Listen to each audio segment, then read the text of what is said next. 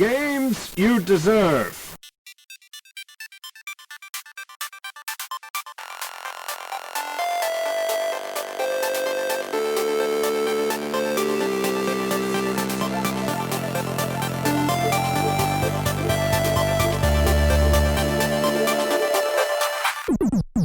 I'm Eric, and this week on Games You Deserve, I'm stuck on a deserted island. Plus, I'm Dan. Another mini system is on its way to the North American market. Are these nostalgia boxes worth the investment? Plus, I'm Smitty, and the game of the week has us doing our best Hadoken.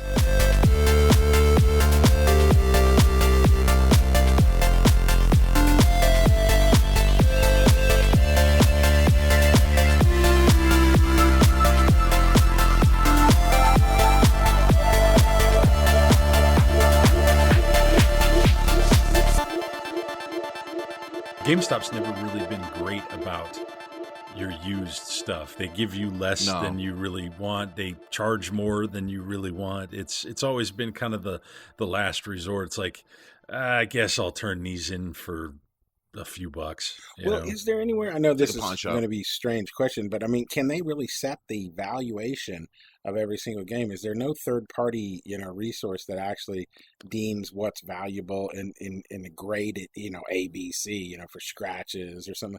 Is there no third party verification? So GameStop just gets to say, oh, Animal Crossing, huh? Well, it's 14 days old. That means it's worth 30 cents. They set the prices. That's what I'm saying. they set it for their trade-in value, right? Correct. So you trade it in for other stuff. That's how they. And then they turn around and charge again. But there should be a third party, that actually kind of helps do that. That like a collective of gamers almost that would be able to say, okay, yeah, we can take some, data about how many units were sold, how many units are in circulation.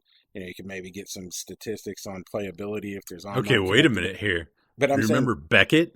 Do you remember back in the day the Beckett magazine for baseball cards? Yeah, I know what you're talking about, but I wasn't a baseball card guy. So. That's essentially what that was. Or how about Wizard for comics? Oh yeah, well there you go. Of course, Yeah. Wizard. Wizards of the Coast, but I know. Yeah, it had a price guide in it. Same with Beckett, it was a price guide. Yeah, and it set that market value for all those things. How come we don't have that anymore? Have that for video games? Well, and especially with the value of collectible things that are being produced. I mean, heck, the stuff that I make, the stuff that we make for Special Reserve Games is, it's called preserving art, in everything we do, because that's what, preserving the digital art. And then we are absolutely using high quality materials, and we're actually wrapping things to protect them and stuff. So we're absolutely like stuff like that. The eBay is become the secondary market for that. It's just eBay, and which is usually everyone just tries to double what they paid for it, is what it looks like on eBay. So at least for our stuff, I can't speak for like anybody else's, like a limited run or somebody like that. Maybe you would know more about that, Eric. But I think maybe we're on to something. Hey, by the time this episode airs, don't worry. We've already trademarked everything, and you guys are already way, way behind. Don't even try. That's right. That's right. Get ready for the first edition. That's right. Games guide. Coming to print tomorrow. Whoever's listening in on this private conversation, you did not sign a non-disclosure. You're in violation of something that I just made up.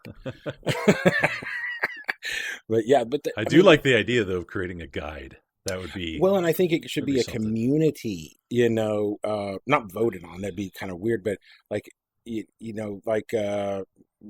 Metacritic or something. There's a collective of multiple things, that well, I think in today's world, you could almost automate some of that by looking at various places where these things are sold. And say, okay, how much does it sell here? How much does it sell there? And start charting it and have it automatically kind of fill all in those. But you've got kind of a Kelley Blue Book for automobiles, kind of thing where you say, well, your car's worth this if you're trying to trade it in for another car.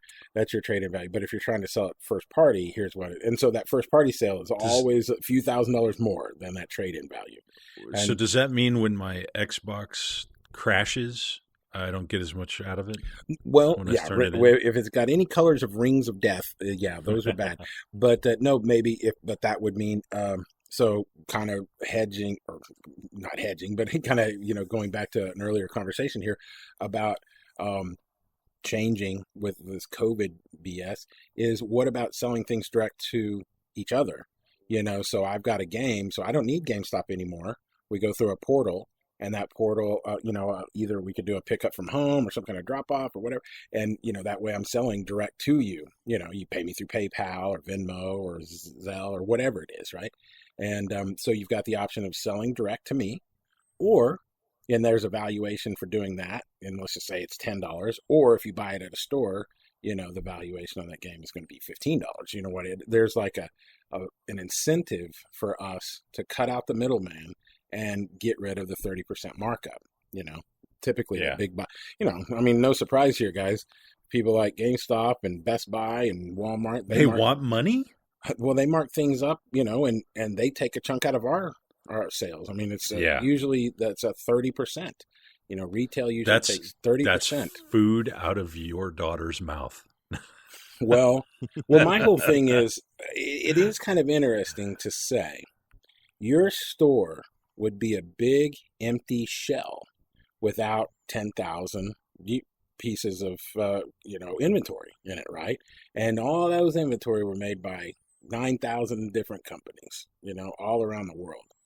And so, to me, I think the idea of big box retail being the only way that you could buy movies, music, and then, let me see, books. Someone changed that game a long time ago for books, right?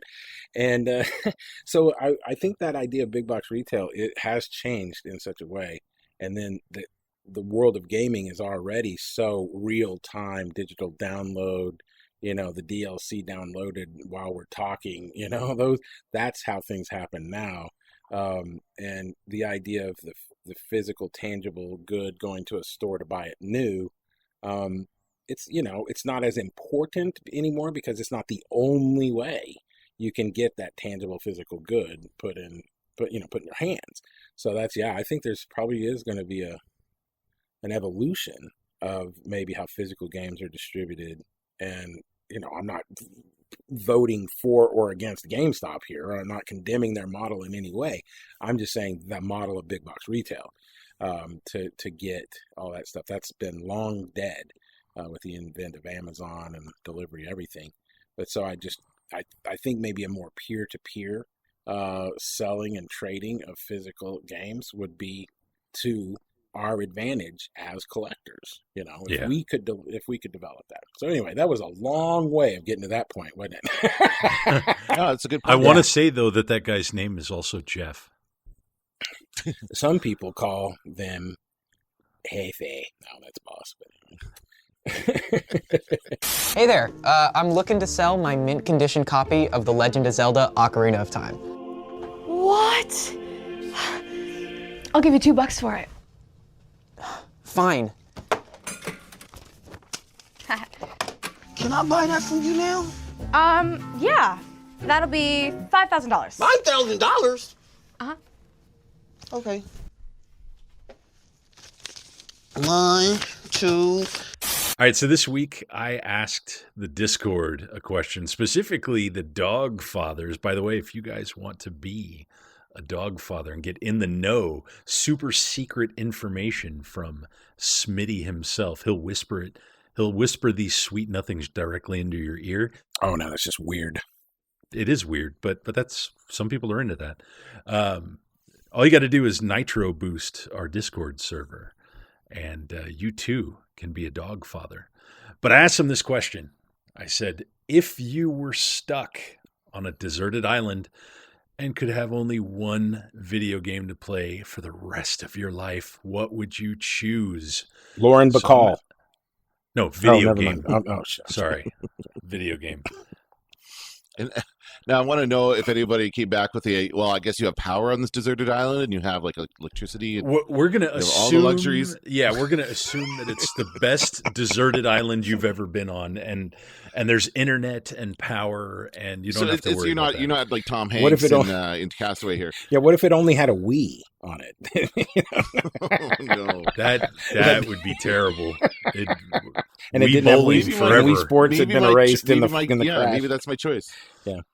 You get red steel, and that's it. There's no other game. Yeah. No, but I'm curious. What would you guys choose? What would be the only video game if you had to be stranded on a deserted island?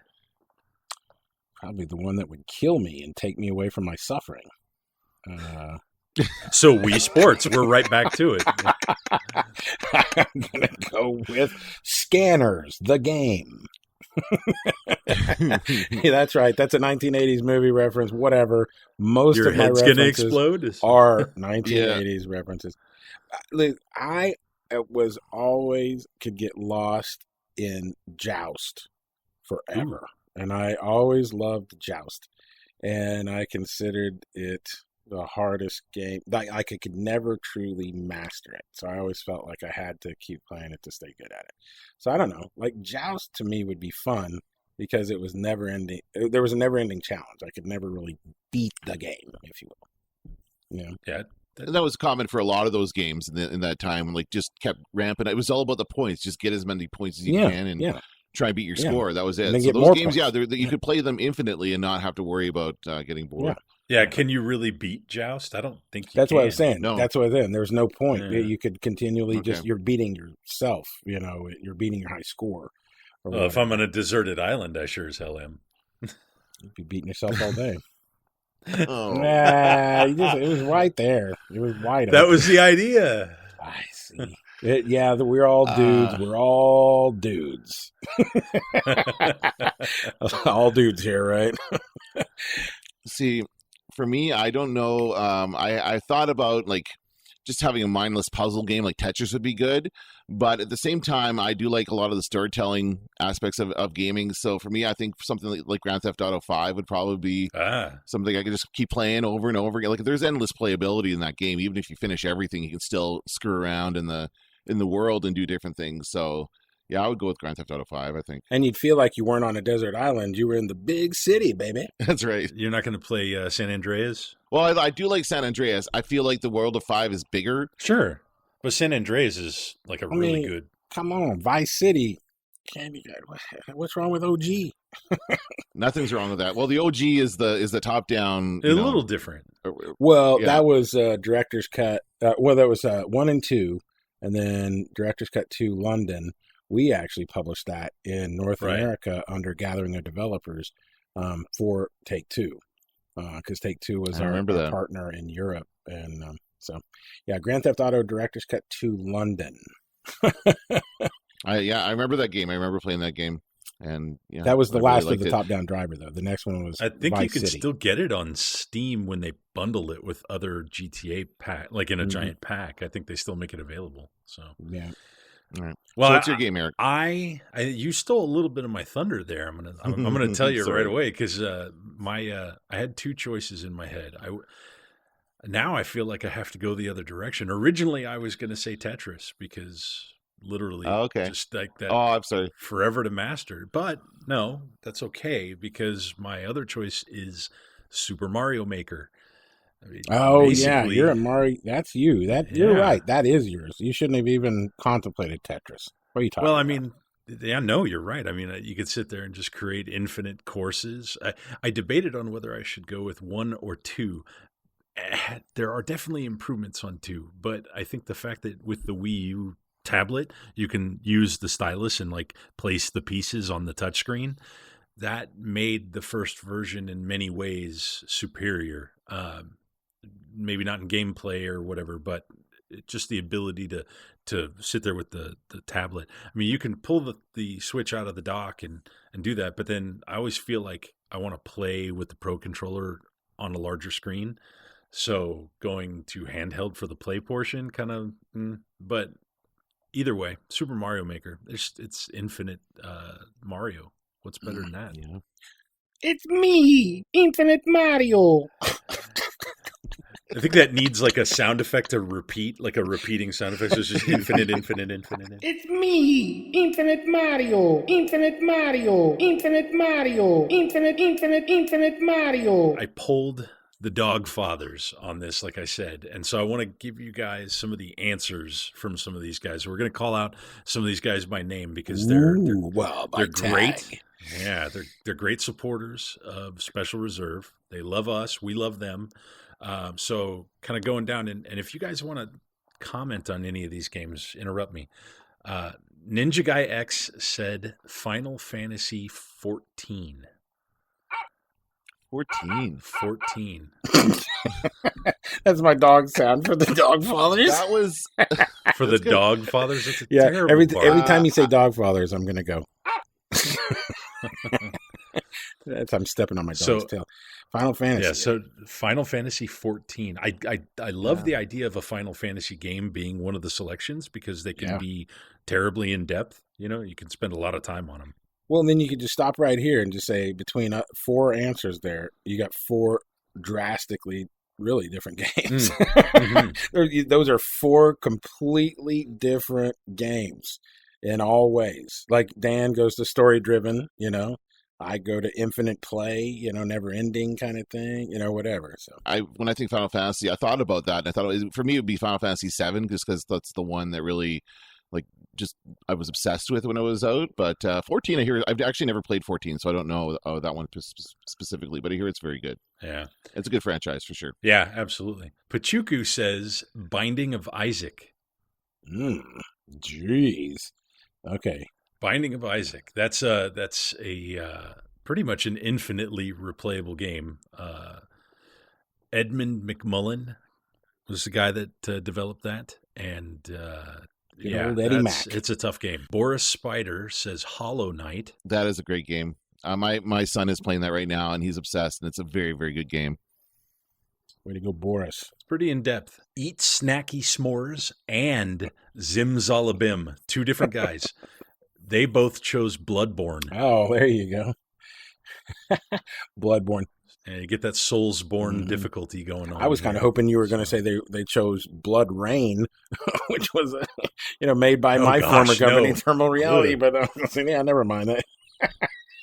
I wasn't there when that game came out. That might come up in the next category that I'm going to tell you in a minute. But let's see here. Locke said DJ Max Respect V, which that's a totally different genre than everything else we're talking about. That's a rhythm game. Yeah, is he playing that in with the Oculus? That's a good idea. Yeah, with all the music and everything. Yeah, keep yourself active, that'd be good. Mm-hmm. Smangarang says Earthbound. So if you're into kind of a classic RPG on SNES. Absolutely. Or as everybody, what we agreed earlier, all the old people in our life, what did they call that? The Nintendo. Go play your Nintendo. Oh, yeah, that's right. Any parent, it doesn't matter what console it was a Nintendo. Just go play the Nintendo. But Mom, it's a Genesis. Now, go play. It's like down in Texas, man. Everyone says, "Can I get a Coke?" And they're like, "Yeah." And they say, "Well, I brought you a Coke." "Well, I wanted Dr. Pepper." "Yeah, Coke." Well, then why didn't you say that? Everything's a Coke. I mean, did you want Pepsi? No. Yes, I wanted Pepsi. Well, why'd you order a Coke? It's a Coke. It's not a soda pop. Everything's a Coke. But anyway, sorry. Yes, back to the action. Back to the Discord. Yes, you are old. I know, and my mind is fading. It's not me. It's Dan. Kingsley Cake says Xenoblade Chronicles 2. So that's a big RPG. Go Kingsley Cake. Yeah, that's a good one too. Kingsley Cake was popping on the voice channel earlier. Speaking of retail stores, I made the mistake of buying a version of that game, but I didn't realize they were. It was the European version that didn't work with my Wii, so I was very upset about that. When I got it home, I was like, and they're like, "Hey, we didn't like it." It's. I mean, if I look at the cover, you can tell it's got the different rating. Oh yeah, the symbol on Peggy it or whatever. Yeah, it's the Peggy rating. Yeah. Is it a PAL format? Is that what it is?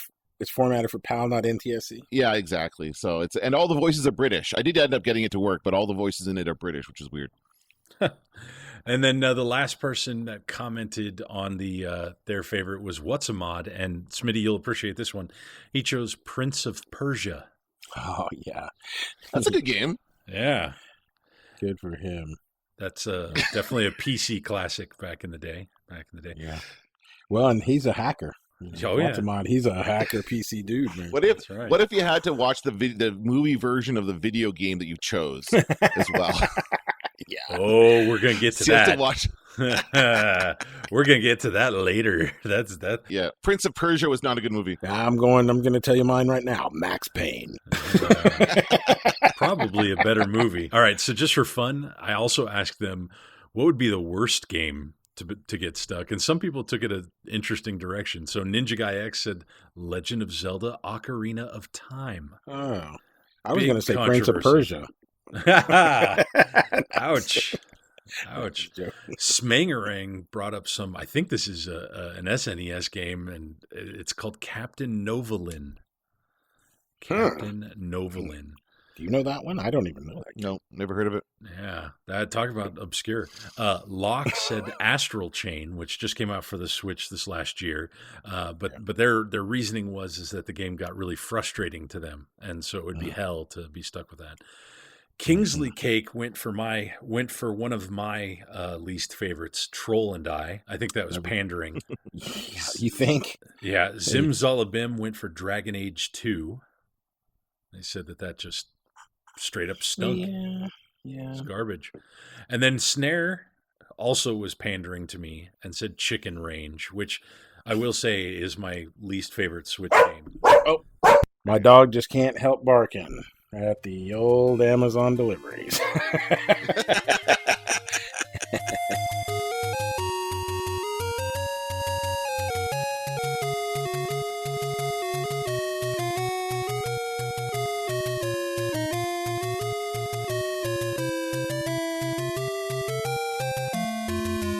Welcome back to Fireflower, From Paper to Pixels, my micro-documentary looking at the history of Nintendo. If you've missed part 1, be sure to listen to episode 5 of the Games You Deserve podcast, where I covered the humble beginnings of Nintendo in 1889 through the founder Fusajiro Yamauchi's retirement in 1929, leaving the future of the company in the hands of Sekiryo Yamauchi.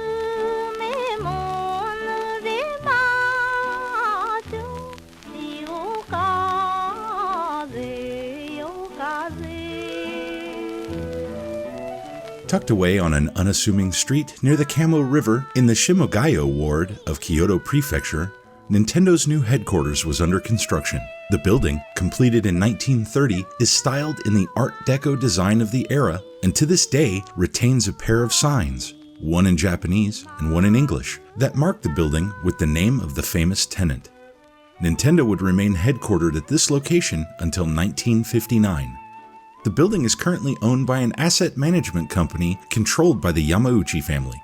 In 2021, the facility is set to become a 20-room hotel with a restaurant, bar, gym, and spa, and the asset management company has assured Nintendo that the building's historic roots will be maintained for future generations. In 1933, Sekiryo led the company to a slight name change, establishing the unlimited partnership Yamauchi Nintendo and Company.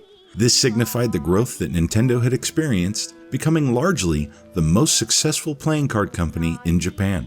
This growth would continue through Sekiryo's tenure as the president of Nintendo, eventually leading to the establishment of the Marufuku Company Limited in 1947, which was now its own separate entity for the manufacture and distribution of the playing cards produced by Nintendo.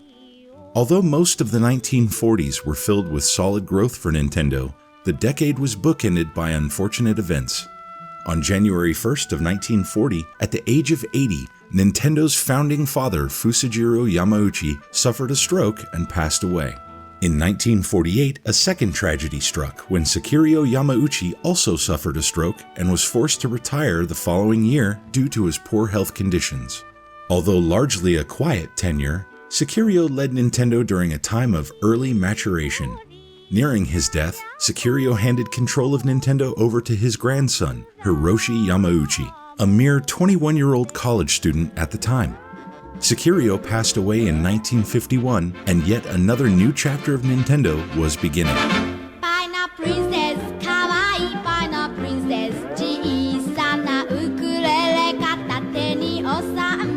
Under Hiroshi's leadership in 1951, the company was renamed yet again, this time to Nintendo Karuta Company Limited. The word karuta in Japanese is derived from the Portuguese word carta, or card.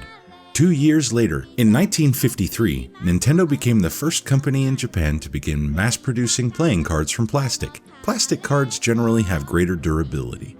The company's ability to produce a high-quality product as an industry leader led to an unlikely partnership with Disney.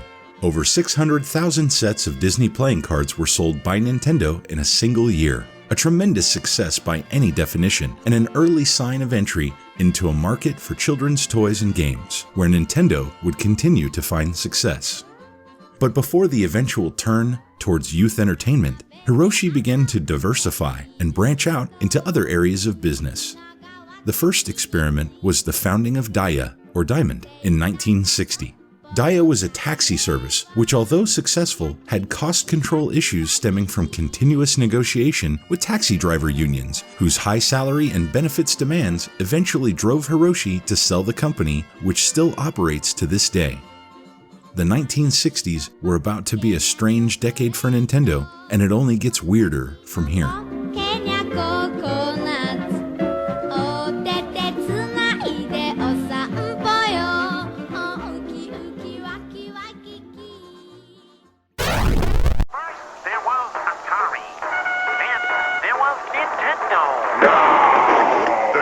Generation video games, TurboGrafx-16 and TurboGrafx-CD for live video games and 2,000 times more memory. Turbo Express portable, turbo chip compatibility, basic system $99.99. TurboGrafx-16, the next generation now.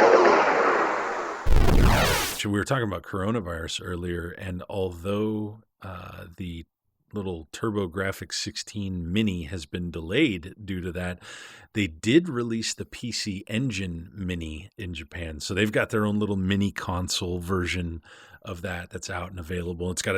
It's chock full of games. It's kind of neat because, that was not a system, at least when I think of the United States version, the TurboGrafx-16, that was very popular.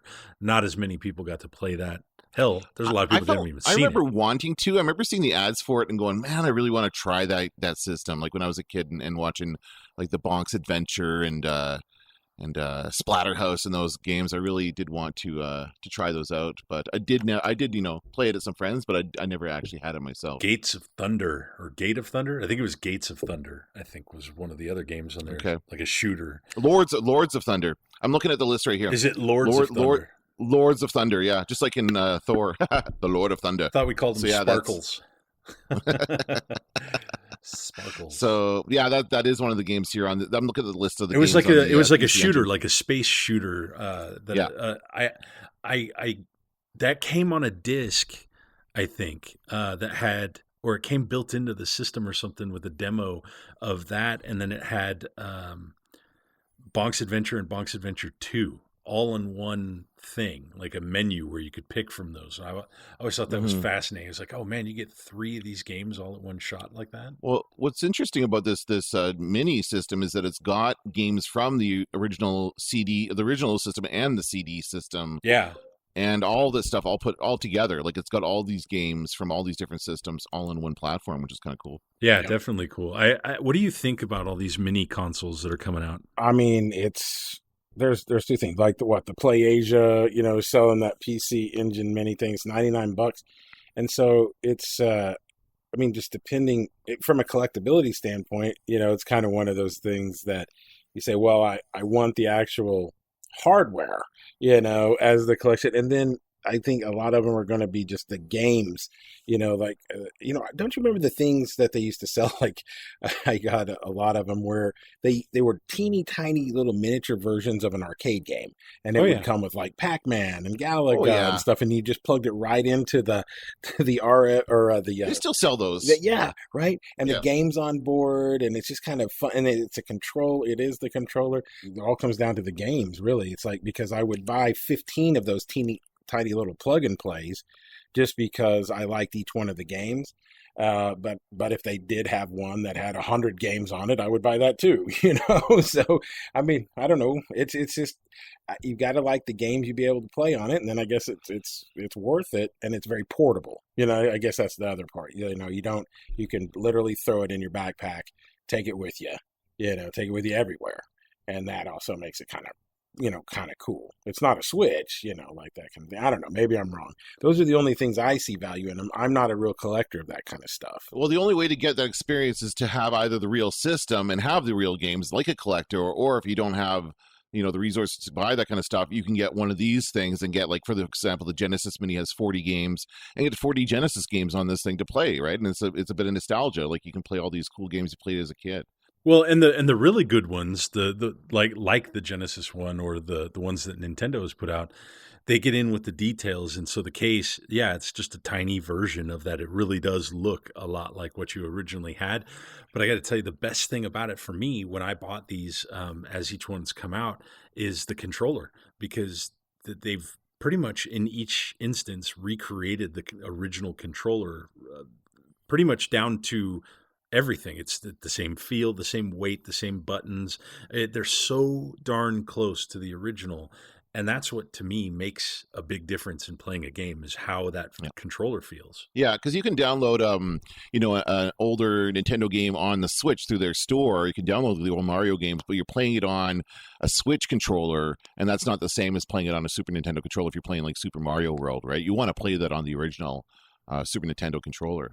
Yeah, it feels more authentic when you do that. It just got a different look to it. Plus, they've got the menu options where you can do things like turning on scan lines, make it look a little bit more like an old school CRT kind of thing. Oh my Lord. Oh yeah, they go all out, man. They go all out. You can really do it. And then there's this subculture of these things, of modifying them. I got really heavy into that when the NES one first came out. I kind of wanted to figure out what this thing was, and when you took it apart, it turns out that, like, the chips on them are pretty much the same as, like, a cell phone. I'll say it's not exact, but it's close. A little ARM processor with some basic stuff, on the board. And so at that point, once people figured that out, and they're like, oh, if you just, you do these things, you solder this here, we can dig in and figure out how this thing works, and we can figure out how to debug it and all that. And they did. Every single one of these little mini consoles has been completely deconstructed, and now you can, find these apps to download and add games. It's kind of nuts. But at their core, I still think, like, it's this nostalgia, like you said. You get something that looks just like the original, feels just like the original, and then you just hope that it plays like the original.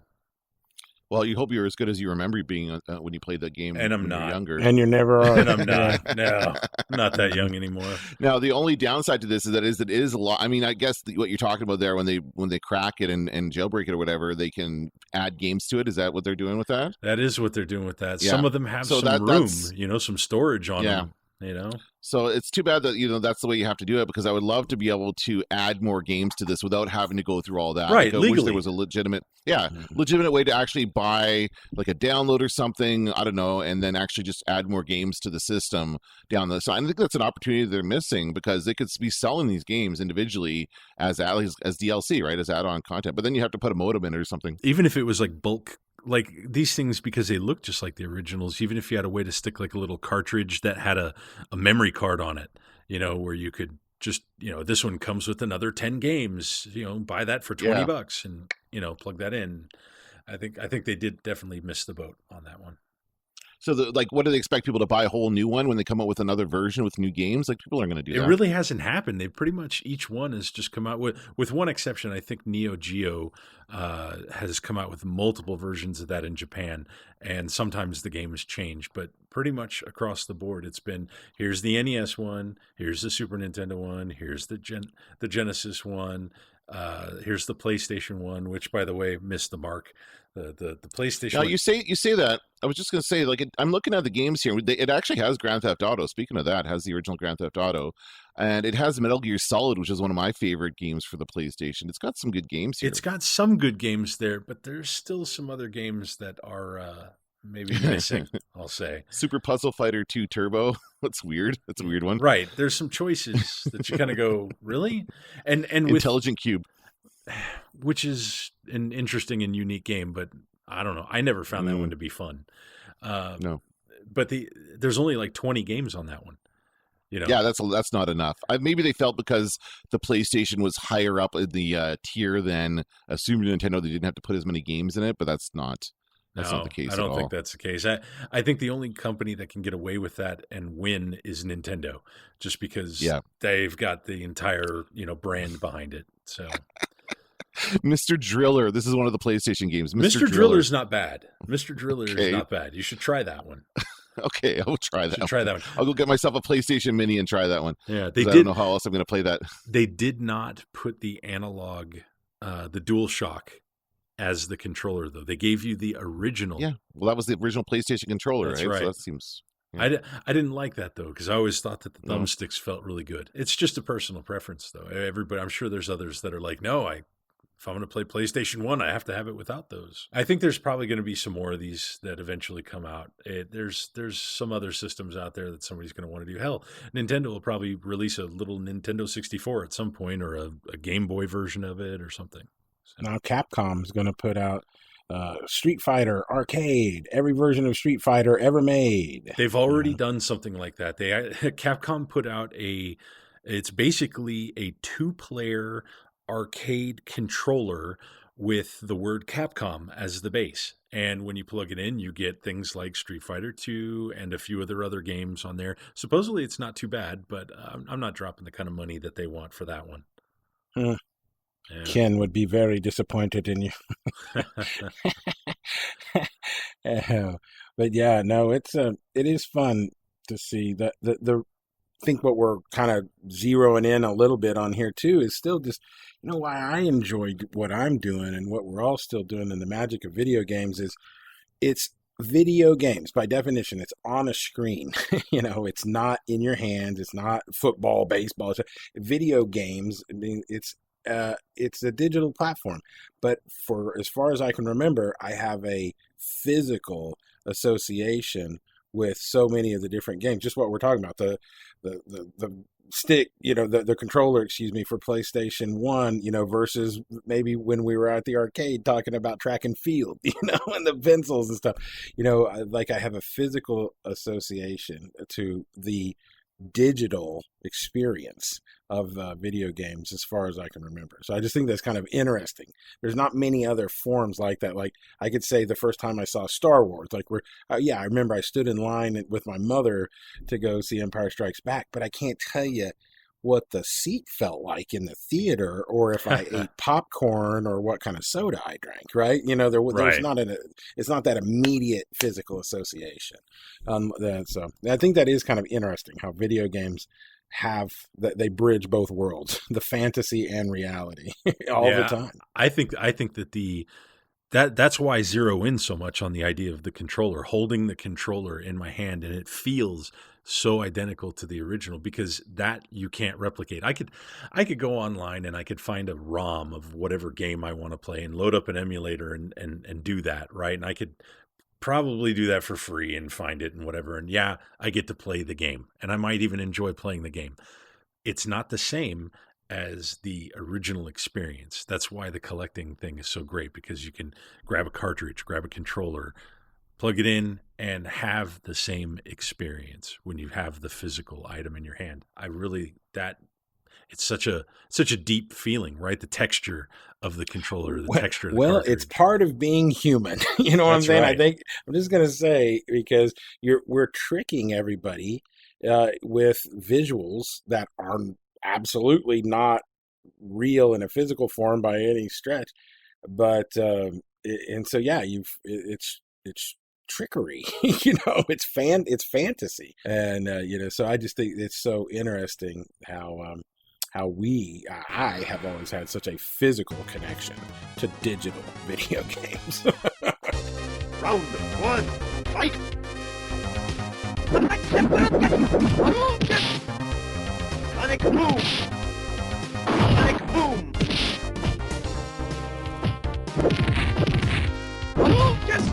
Sonic boom!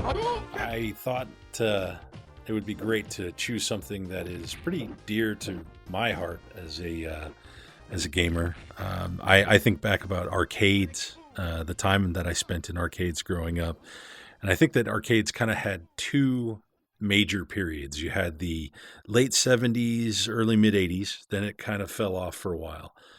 And then the early 90s happened, and there was another resurgence of that. And there's one game in particular that has a whole franchise surrounding it, and primarily Street Fighter 2.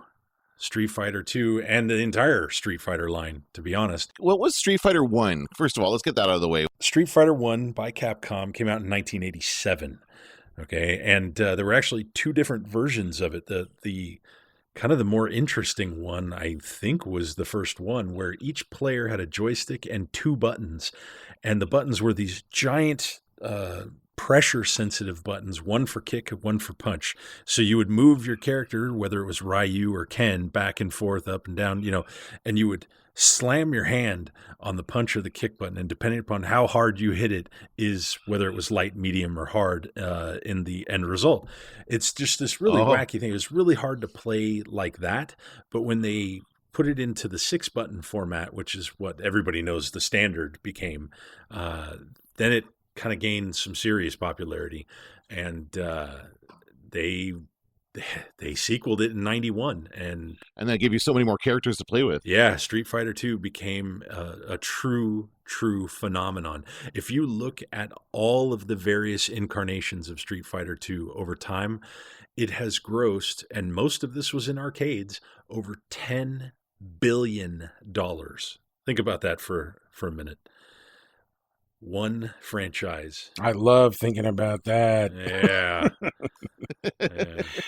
Now, when that first one came out, you could play as each other. When Street Fighter 2, that first Street Fighter 2 came out, you could play as each other, but you couldn't pick the same character. So if I picked Ryu, you couldn't pick Ryu. You had to pick somebody else. If you wanted to play the same kind of character, you had to pick Ken. That's right. Right? Yeah, that is and right. And you couldn't play the enemies. You couldn't play, Vega or M. Bison or any of those guys.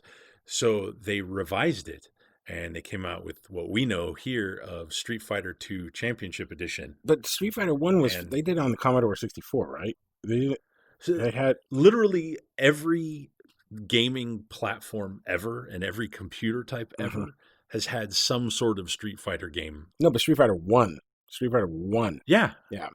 That's what it was. It was crude on that one, but yeah, you could totally do it. But Street Fighter 2 was really where it grabbed a hold. Yeah. And it started, creating a mass frenzy, and arcades became popular again, pretty much literally just because of Street Fighter 2. Yeah, I remember playing it actually at a local 7-Eleven when they used to still have arcade games at our 7-Eleven, and I would go. I was in high school, and I would go there on break and go across the street to the 7. We just play each other, and it was just like the old arcades where you put our quarter down, and okay, I got next dibs, I'll take them on. And to be fair, I don't remember that first version of Street Fighter. I only remember the version in which you could choose the enemies. So I was always Balrog. Sorry, was it Balrog? What's his name? Why am I saying Balrog? Why can't I remember that guy's name? The green guy. Yeah, Blanca is what you're thinking. Blanca. Balrog. It's like that's the Lord of the Rings monster. Yeah, Blanca. Balrog is also Blanca's from Brazil. in Street Fighter. Yes, Blanca. Oh, he is a Street Fighter. Okay, yeah, that's right. So I always picked him because I liked the little spin move he could do, that little kind of cannonball shoot across the screen, and I thought it was really easy because you just kind of twirl this joystick really quickly and you can get it. Yep. That basically chose my players based on the ease of their special moves. That's all I did. Well, I remember that the game, I was in middle, I'm really dating myself on this. I was in middle school when all the Street Fighter hype was happening. And we had at least 3 stores in this corner mall by the middle school that had it. There was a baseball card shop that had one. There was a video rental store, a family-owned, not a Blockbuster, like a family-owned video rental store that had one. And then right next to that was a little pizzeria. So what would happen is that all the kids would run over into this area, and you'd go into one of these places and just play Street Fighter all afternoon when you were supposed to be doing homework. Yeah. But I did do one little bit of research on this. I wanted to ask you about this, Senor Eric. Did you, or had you ever played the, you were right with that Balrog, but there was a a Japanese version of Street Fighter 2 that had Mike Tyson in it, but he was named M. Bison. Yes, that's the original Japanese name. But when they were marketing that and wanted to bring that over to the United States, they were worried about assigning that to the fighter's name and having Mike Tyson potentially sue them or beat them up. They shifted, they shifted 3 of the characters' names so that he became Balrog in the United States, and his name went to who we all know in the red suit, the main enemy of the game, the final boss. And then that character's name was Vega, and that they moved that to the Spanish character that wore a claw and a mask. The hype and phenomenon around Street Fighter 2. I mean, Street Fighter 2, it spawned there's like 17 different versions of Street Fighter 2. There are a whole series of Street Fighter Alpha, Street Fighter 3, which has multiple versions, Street Fighter 4, which has multiple versions, Street Fighter 5, which, by the way, in February, they just came out with Street Fighter 5 Championship Edition on consoles. So that's just, it continues to this day. There was a 3D fighting version called Street Fighter EX, which had a few different versions. Here's another one for you. This was even more interesting to me just because going back in the day, Capcom brought characters in from Final Fight. Do you remember Final Fight? Yes. So Final Fight, you could pick Guy, Cody, or Hagar, and you just got... I always chose Hagar. Yeah, and you go down through all the different streets and just beat the crap out of people eventually. Good stuff. He was the big guy. He was the really big guy. Yes, yeah, the one that... wore like just pants. yeah. Because that's all I did was I just wore pants. I identified with the character.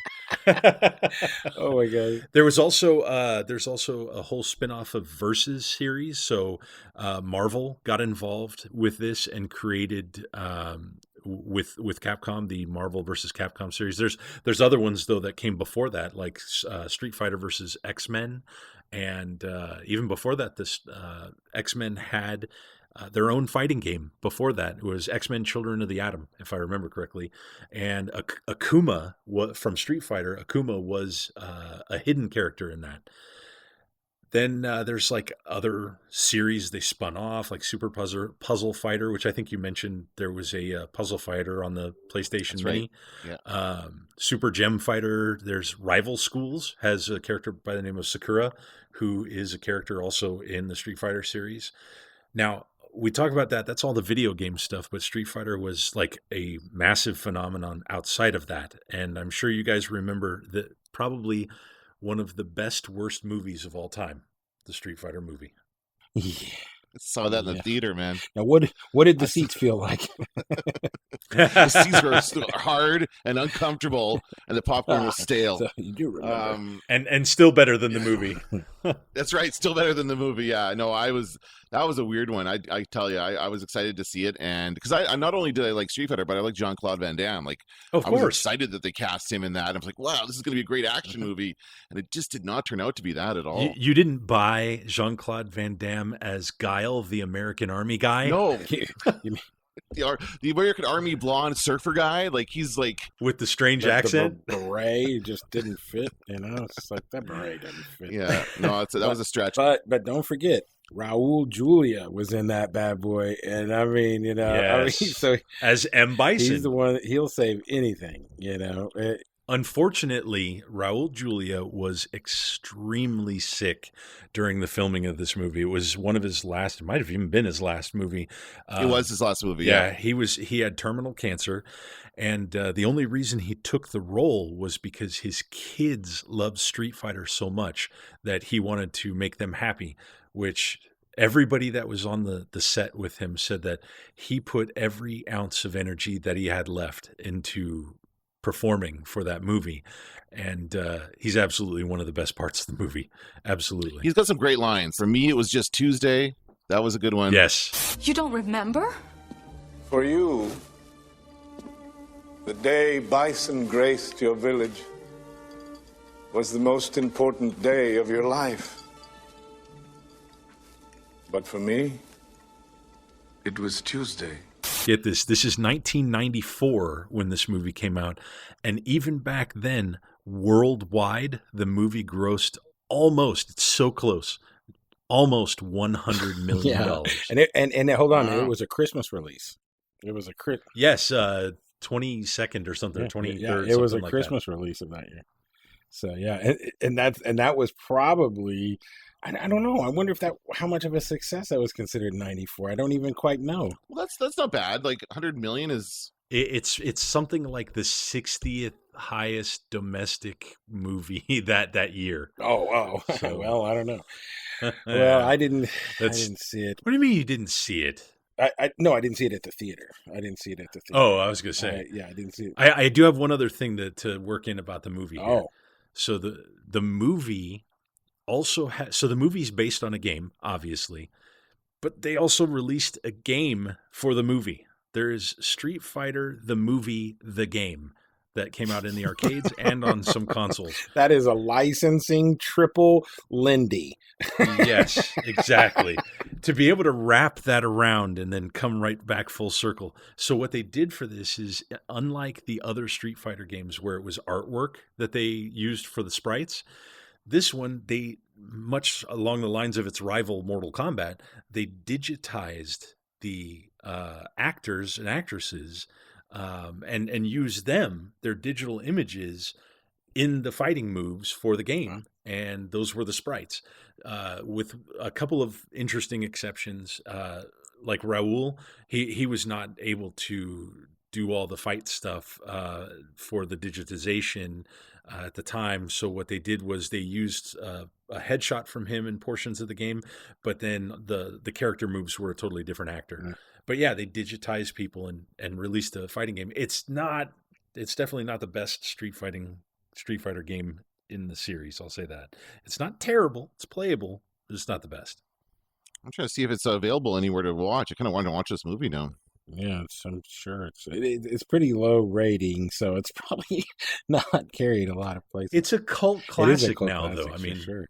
I'm pretty sure I bought it on DVD. Oh, so you can borrow it, Dan. You can oh, there you go. Yeah. Okay.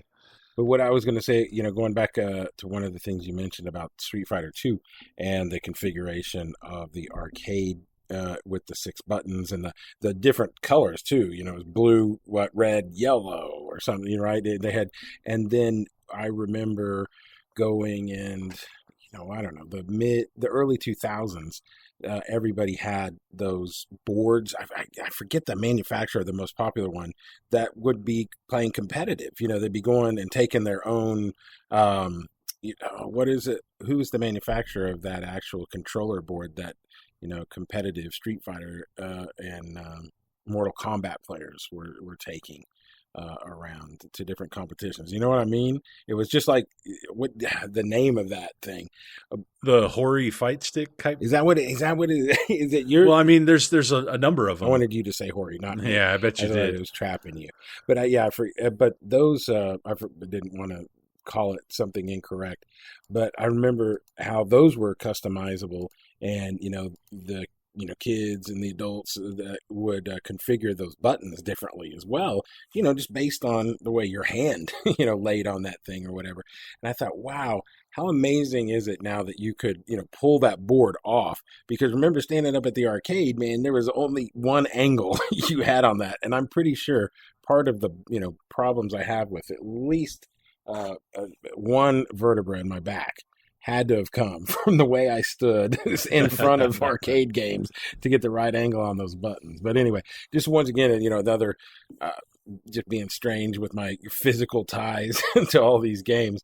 It once again, goes back to just having a... No, but you hit on the fact that there's like an incredibly competitive scene out there where people are like huge tournaments and they call esports or whatever, right? That's the kind of stuff that's happening out there as far as people competing, and they still play the original Street Fighter game. Like they're playing the new stuff as well, but a lot of them still like that original Street Fighter too. Oh yeah, I remember going to Halo tournaments in, God dang, was it like 2004 4 or something. I was trying to remember when Halo competitive, but they were playing on 24-inch CRT monitors because they're just watching pixels, man.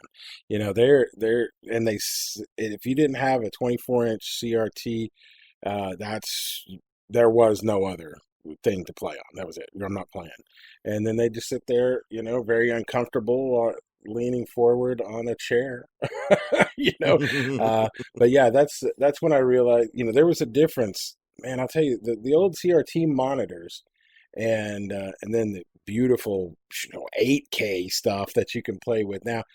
There was an advantage to some of the older, less, let's call them beautiful resolution type monitors, but there was an advantage to gaming, you know, in some ways, just because of the monitor.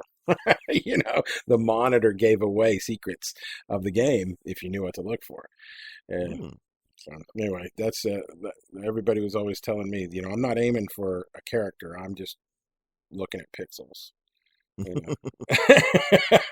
Well, I mean, when you're playing FPS games, I mean, you're doing the same thing. You're just clicking heads, right? You're just trying to click on heads, click this head, click that head as it goes by, you know. And that was never a good, that's what we used to call Twitch gamers. You know, that's what everybody called, you know, first person shooters were Twitch gamers. And I was like, I'm not much of a Twitch gamer. I realized, you know, I was not too old. I mean, hell, I was making games. I was in my 20s, but I just preferred strategy games. You know, I was playing SimCity, Age of Empires, that kind of stuff. That I love that. Monster Truck Madness, love driving games, but I was never good at Twitch gaming. And of course, everybody now knows Twitch is just one of the greatest, you know, streaming channel or streaming platforms. And by the way, that's where the name came from. If anyone wants to look it up, I guarantee you, Jeff Bezos did not invent that name. No, he did not. Yeah. I think that we are out of quarters for the day. So I think that's about all we can play today. I want to tell you that I am Eric. And I'm Smitty. I'm Dan. And until next time, this is a Game over.